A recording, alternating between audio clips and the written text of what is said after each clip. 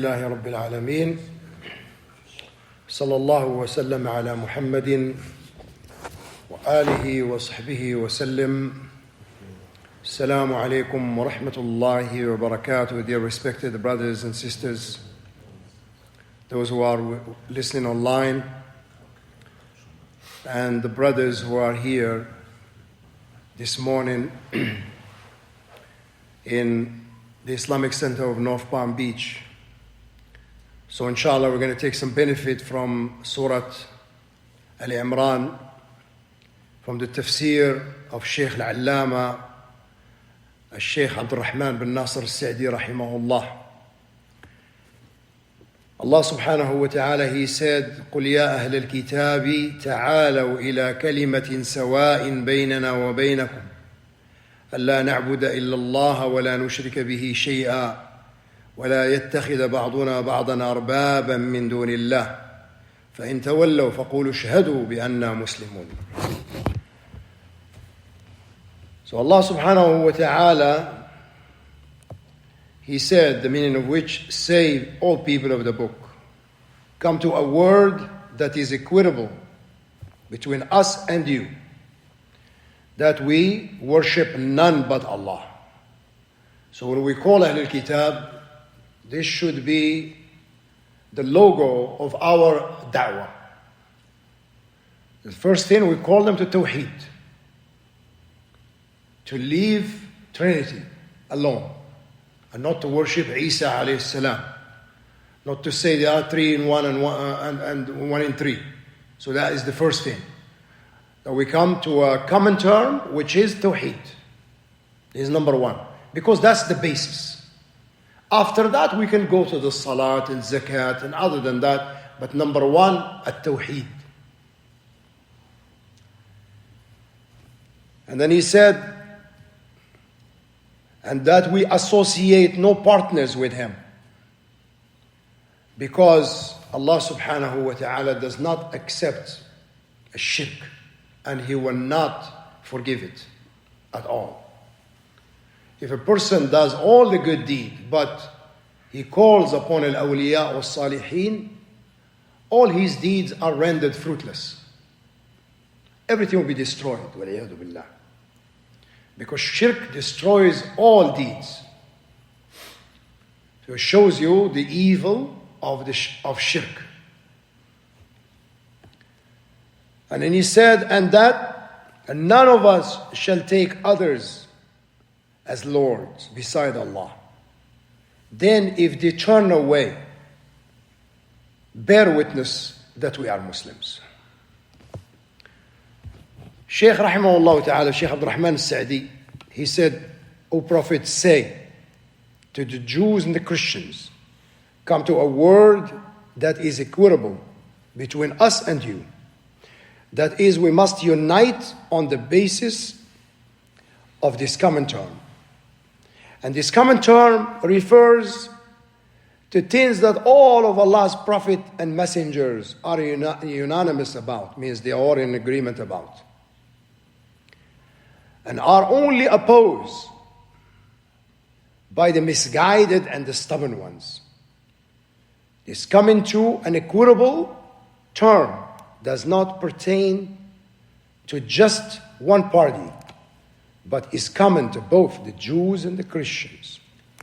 This is the point of justice in matters of opposition. Subsequently, Allah elaborates. He elaborated further by using that we worship none but Allah, and that we associate no partners with Him.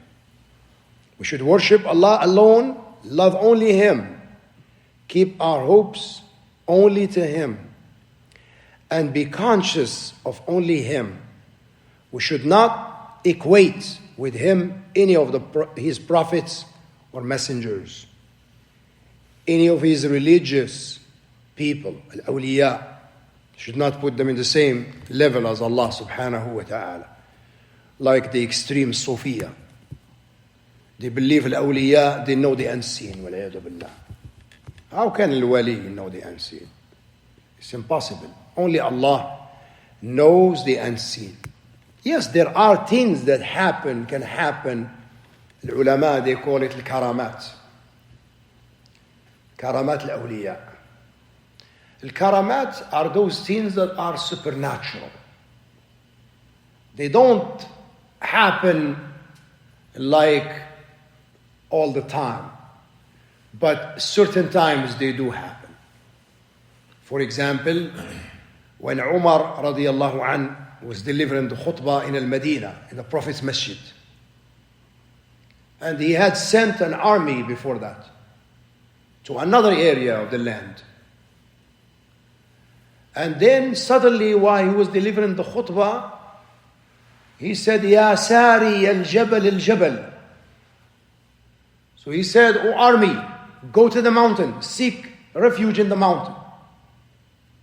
So the people, they were surprised. Amir al-Mu'mineen is saying, Ya Sari al-Jabal al-Jabal, while he was delivering the khutbah. So when the army came back, they said, Wa Amir al-Mu'mineen, we heard your voice. We heard your voice and we went to the mountain and Allah saved us from the enemy. This is karamat al-awliya. And also Abu Bakr Siddiq, when he told his wife that you will have a girl, a daughter, and she had a daughter. And there are many examples of as-salaf as-salih from the Sahaba and the Tabi'een and Atba' al-Tabi'een. There are many examples. Now, and another example, Silat ibn Ashyam.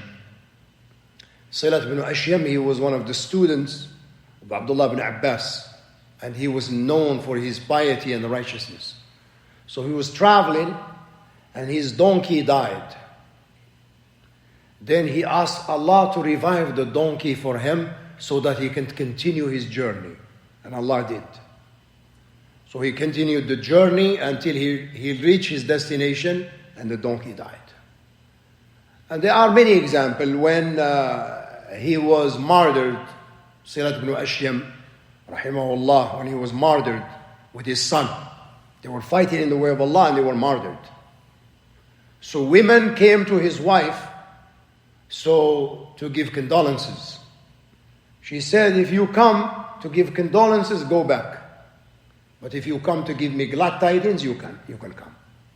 Because this is something big. Shuhada, the martyrs. These are the Salaf as-Salih, Ridwanullahi alayhim. Now, the Shaykh, he said, Rahimahullah ta'ala,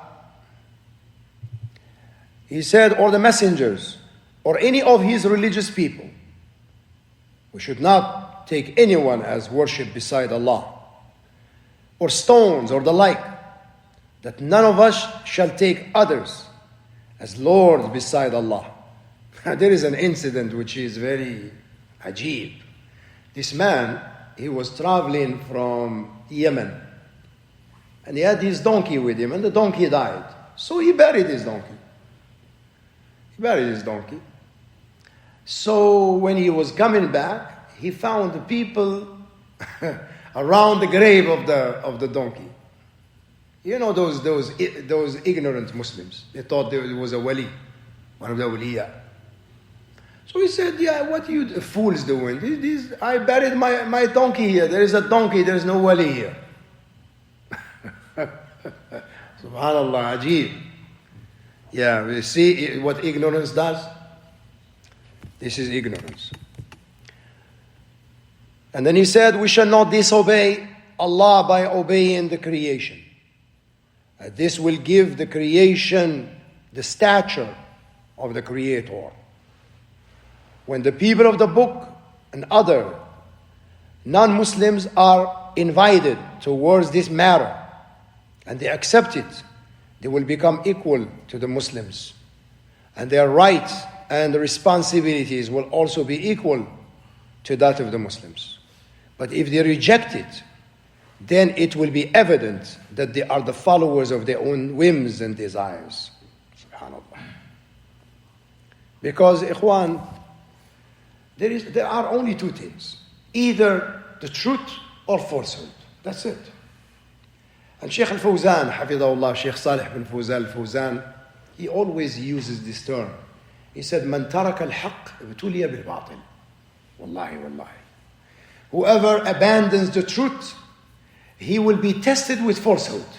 Subhanallah. Whoever abandons the truth, he will be tested with falsehood. The Shaykh, he said, Rahimahullah ta'ala, it will be evident that they are followers of their own whims and desires. So if they reject it, and we will make them our witness by saying to them that we are Muslims. The probable benefit of this is that since we are the ones with true knowledge, and if we say these words to them, then our argument against them will become stronger. Additionally, since we have entered Islam by embracing faith, then Allah does not care if others remain devoid of it because of their impiety. Rather, their nature is filthy, as Allah has described at another place in the Quran. Subhanallah. La ilaha illallah. May Allah protect us. You see, this affair of guidance, I was praying and I was thinking, because I always reflect, you know. I was praying and I was thinking, I said, how many Muslims they read the Quran? SubhanAllah, this is ajib. Wallahi, I find this very hard to, I don't know how to express it to you. They read the Quran, right? And the Quran is clear as the sun in the middle of the day. And they still don't get it. This is ajib. Wallahi, this is the most amazing and stunning affair. La hawla wa la quwwata illa billah. It means that al-hidayah can come only from Allah. That's it. We ask Allah subhanahu wa ta'ala to make us firm upon His deen, upon the sunnah. May Allah make us firm at the time of death. May Allah grant us all a good end.